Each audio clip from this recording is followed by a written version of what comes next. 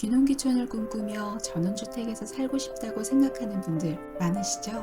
오늘은 5년 전 제가 전원주택을 구하며 막막했던 때에 개인적으로 가장 도움이 되었고 지금의 시골 생활 만족도에도 크게 기여했다고 확신하는 방법을 나누어 보려 합니다. 어떻게 하면 나에게 맞는 전원주택을 고를 수 있는지 그 안목을 높이는 방도가 궁금하시다면 영상을 끝까지 시청해주세요. 나에게 맞는 전원주택은 어떻게 찾는 걸까요? 사실 질문에 정답이 있습니다. 집을 구하기 전 가장 먼저 해야 할 일은 내가 어떤 사람인지 이해하는 거예요. 스스로를 파악해야만 자신에게 적합한 전원주택도 찾을 수 있습니다. 자신의 가치관과 성향을 알기 위해서는 내가 원하는 전원주택은 어떤 모습인지 허심탄회하게 써볼 필요가 있어요. 그냥 생각만 하면 되지 왜 글까지 써야 하나 궁금하실 수도 있겠습니다. 하지만 이루고 싶은 것을 머릿속에 막연히 담아두는 게 아니라 직접 글로 써서 표현해보면 목표에 임하는 태도부터 달라집니다.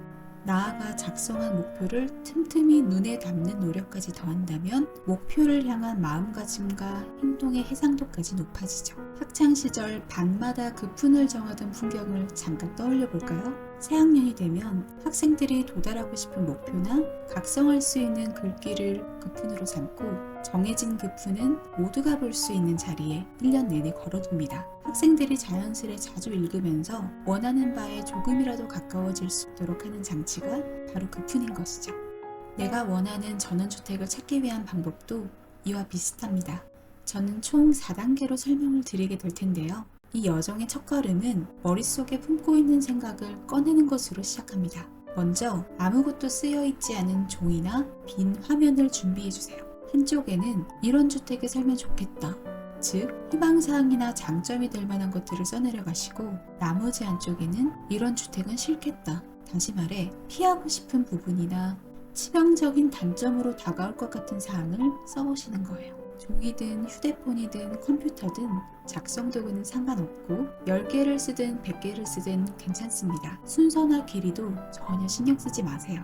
가능한 한 솔직하게 부담 없이 써보는 게 핵심입니다. 남이 어떻게 볼까 눈치 보지 말고 자유롭게 자신의 의견을 꺼내어 보시길 바랍니다. 자신이 원하는 주택 환경을 그려보는 연습을 하는 거예요. 사람마다 제각각 다양한 목록이 쏟아져 나올 겁니다. 어떤 사람은 저택처럼 규모가 큰 집을 꿈꿀 수도 있고 누군가는 관리하기 쉬운 소박한 집을 원할 수도 있습니다. 강이나 호수가 전망으로 보이는 집을 선호하는 분들도 많으실 텐데 저는 개인적으로 이런 집을 달가워하지 않아요. 강변이나 호숫가를 산책하는 건 좋아하지만 제 의지와 상관없이 항상 시야에 물이 보이는 환경은 저에겐 낭만보단 불안으로 다가옵니다. 이렇듯 나에겐 피하고 싶은 여건이 누군가에겐 이상적인 조건일 수도 있고 그 반대일 수도 있습니다. 옳고 그름의 문제가 아니라 취향과 가치관의 영역인 것이죠. 목록을 작성하실 때 솔직한 만큼이나 중요한 포인트가 하나 더 있습니다. 바로 이 목록은 일회성이 아니라는 점이에요. 휴대폰도 때가 되면 업데이트를 하라고 알림이 뜨는 것처럼 우리의 목록도 시간이 지나면 업데이트가 필요합니다.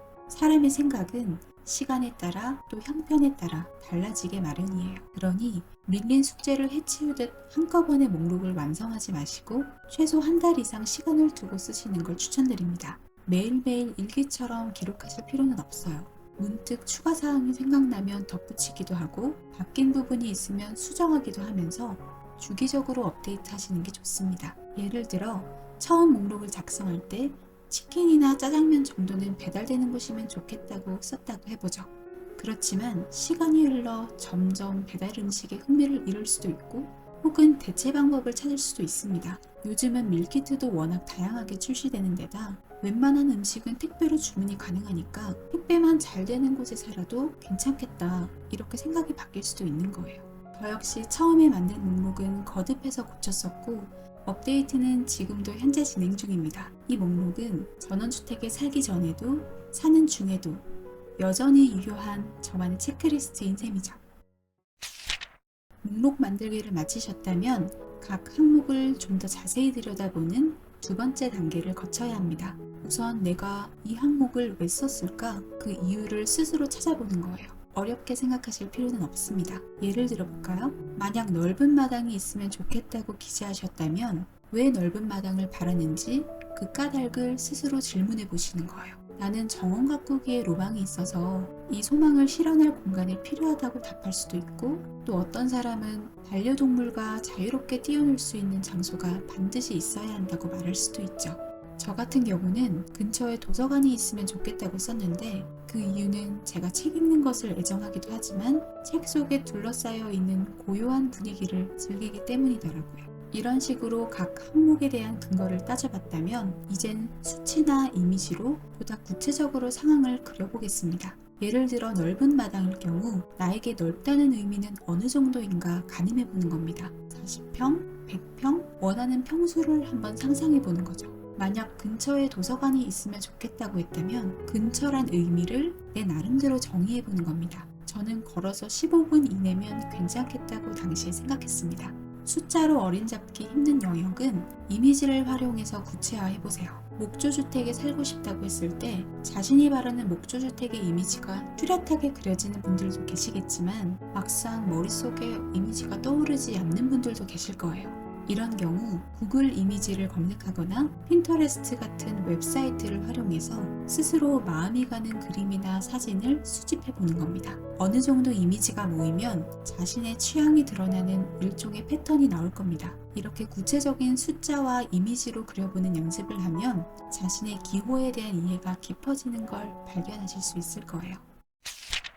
이제 작성한 목록을 모두 만족하는 전원주택을 찾으세요 하는 꿈같은 이야기를 하고 싶지는 않습니다. 그런 주택이 존재한다면 좋겠지만 내가 원하는 조건을 전부 갖춘 주택을 찾기란 결코 쉽지가 않죠. 따라서 나열한 목록 가운데 우선순위를 가려야만 합니다. 먼저 전원주택에 살게 되는 모든 구성원들의 의견을 공유할 필요가 있어요. 전원주택에 혼자 거주할 예정이라면 이 과정은 생략하셔도 되지만 함께 살 누군가가 있다면 각자의 목록을 서로 바꾸어 읽어보는 시간을 반드시 가지시길 바랍니다. 어른 아이 구분하지 마시고 선입견 없이 열린 마음으로 서로의 목록을 살펴봐 주세요. 저와 남편도 서로가 작성한 목록을 교환하여 읽는 시간을 거쳤습니다. 우리에게 맞는 최적의 주택을 찾겠다는 목적으로 시작한 것이었지만 목록을 쭉 읽어내려가다 보니 집은 차치하고서라도 나를 비롯해 상대방이 어떤 사람인지 파악할 수 있는 귀한 시간이었어요. 평소 인지하지 못했던 서로의 욕망이 어디로 향하고 있는지 발견할 수 있어서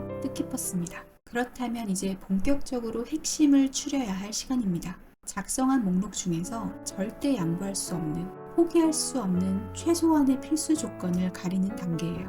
선택 기준은 저마다 다르겠지만 희망사항보다는 피하고 싶은 요인들에 가중치를 주시길 권장합니다.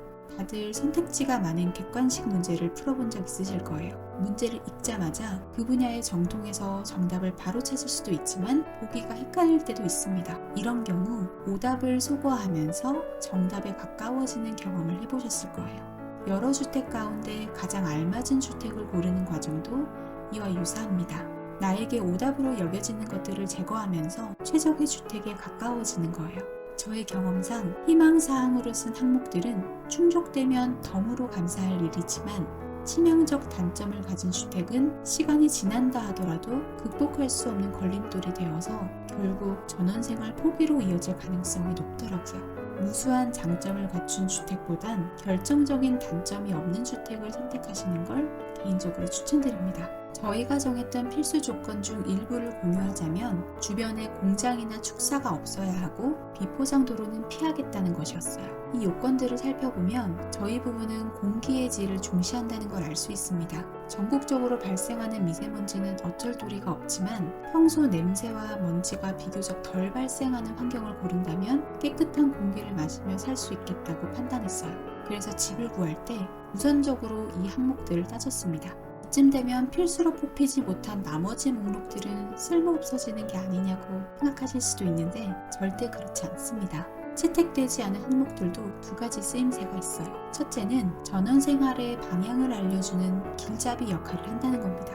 아까 제가 작성했던 희망 목록 가운데 근처에 도서관이 있으면 좋겠다고 했던 것 기억하시나요? 저의 바람 중 하나였지만 아쉽게도 제가 선택한 전원주택 주변에는 도서관이 없었습니다. 대신 저는 전원주택을 저만의 도서관으로 만들기로 결심했어요. 조용한 분위기에서 책 읽는 것을 좋아했던 저로선 가만 보니 고요한 전원주택이야말로 독서하기에 최고의 장소라는 걸 알게 되었습니다. 집에 있는 책으로 채워지지 않는 독서량은 전자책을 10분 활용해서 얼마든지 확보할 수 있었어요.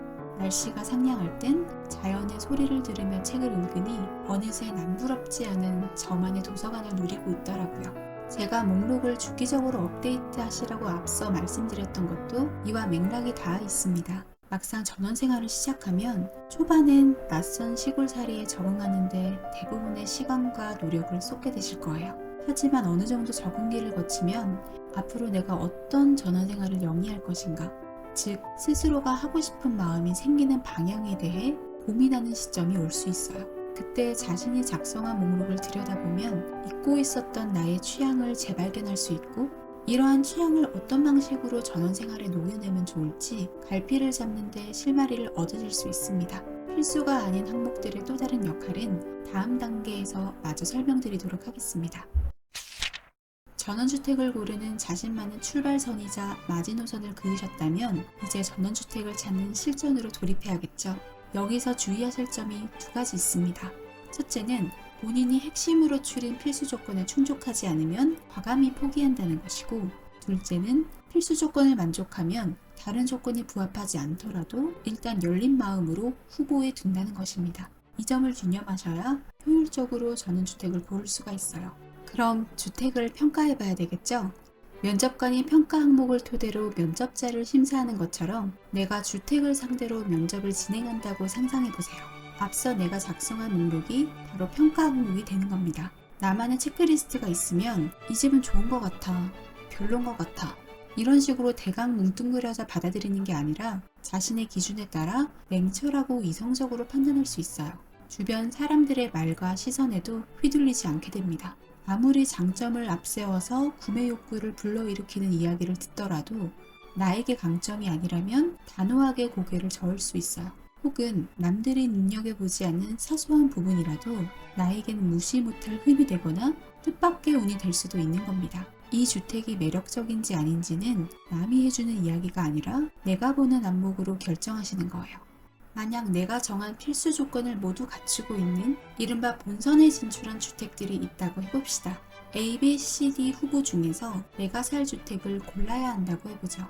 고민의 기로에 놓였을 때 내가 앞서 작성해 두었던 체크리스트가 빛을 발합니다. 필수 조건으로 채택되지 않은 나머지 항목들의 두 번째 역할이 바로 여기에 있어요.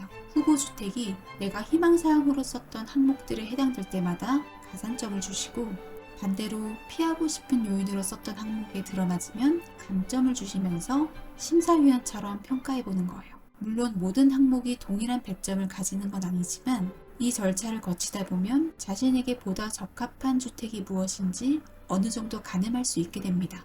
본인이 감당할 수 있는 예산 안에서 나에게 가장 후한 점수를 받은 주택을 고른다면 묘수라고 단언할 수는 없지만 악수를 두는 상황은 피하실 수 있을 거예요. 내가 살 전원주택이니 내가 고른다. 어떻게 보면 당연한 이야기인데 막상 내 이야기가 되면 생각보다 그리 만만치 않습니다. 하지만 수월하지 않다는 이유로 실천을 미루는 것보단 1단계부터 찬찬히 자신의 속도로 진행해 보시는 걸 추천해요. 저 역시 이 단계들을 거쳐 지금의 전원주택을 구할 수 있었고, 제 기준 가장 합리적인 결정이라고 확신하기에 일말의 아쉬움도 후회도 없습니다. 물론 전원생활 하다 보면 예상치 못한 변수도 생기고 위험 요인이 발생하기도 하지만 그것은 어떤 주택을 구하더라도 마찬가지입니다. 대신 내가 통제할 수 있는 변수는 최대한 통제하겠다는 태도로 임하신다면 나에게 현실적으로 가장 적합한 주택을 구하실 수 있을 거라 믿습니다. 나에게 맞는 전원주택을 고르는 방법 4단계를 요약해 보겠습니다. 1단계, 자신이 원하는 주택과 원치 않는 주택은 무엇인지 솔직하게 목록으로 작성하고 주기적으로 업데이트하세요. 2단계, 각 항목을 쓰게 된 이유를 헤아려보고 수치나 이미지를 이용해 주택 환경을 구체적으로 그려보세요.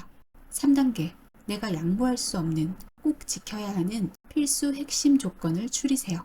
4단계, 필수 조건을 충족하는 전원주택만 후보로 삼으시고 자신의 체크리스트를 토대로 평가해서 최적의 전원주택을 선택하세요. 이런 단계를 밟아 전원주택을 고르게 되면 미련이 남지 않고 자신의 선택에 신뢰가 생기며 자신과 쌓은 신뢰를 지키기 위해 스스로 노력하게 됩니다. 자신의 의지로 공을 들인 전원생활은 만족도가 클 수밖에 없겠죠. 전원주택을 구하기로 결심하셨다면 막막하고 답답한 마음에 전원주택과 관련된 글이나 영상을 많이 찾아보실 거예요. 전원주택의 장단점부터 이런 주택은 무조건 사야 한다, 피해야 한다 등등 수많은 정보를 마주하실 텐데 어떤 내용이든 부디 참고만 하시길 바랍니다. 나에게 맞는 전원주택을 찾는 지름길은 스스로를 잘 아는 겁니다. 그러니 정보의 바다에 휩쓸려 빠지지 마시고 그 바다 위에 나는 어떤 배를 띄우고 싶은지를 생각해 보셨으면 합니다. 제가 말씀드린 4단계가 전원주택을 고르는 안목을 높이는 데 도움이 되었으면 좋겠습니다. 전원생활을 꿈꾸는 모든 분들의 소망이 이루어지길 바라며 이번 영상을 마칩니다. 시골 킵책이었습니다.